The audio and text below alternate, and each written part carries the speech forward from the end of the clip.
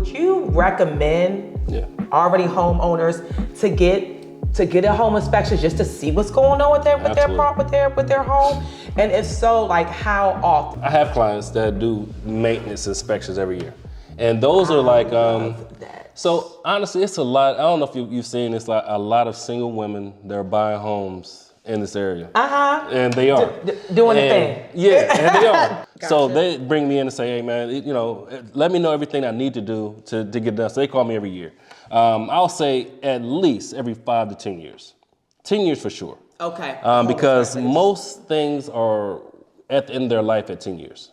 Okay. So like water heaters last about 8 to 12 years. A sump pump lasts about 10.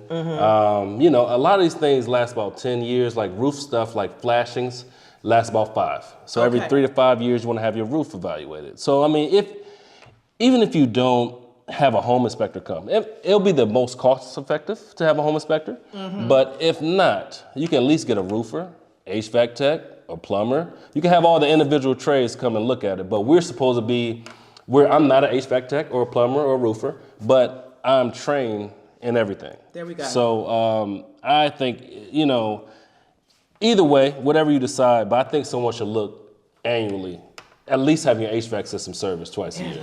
Because that should by far your most expensive system. Right. So that's one of the main things I find with new construction. HVAC issues, airflow issues, sometimes it's rust inside. That's the main thing when I do annual inspection. That's why I'm going back to look. I'm looking at the ducts, make sure they're not extremely dirty.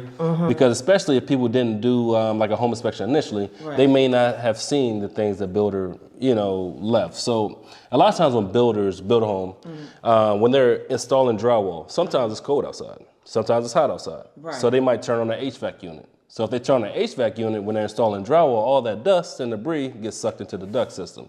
So that's one of the most common things I find is a lot of drywall dust and debris in the ducts.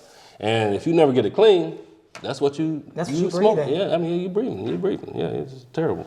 Oh, wow, wow. But I didn't know that you offer like the maintenance annual inspection. That's an amazing feature. I didn't, because sometimes, honestly, like, people just lifing, everything's good. You don't think about it. Or you don't like it, so you just don't want to deal with that. You don't want to, and that's okay.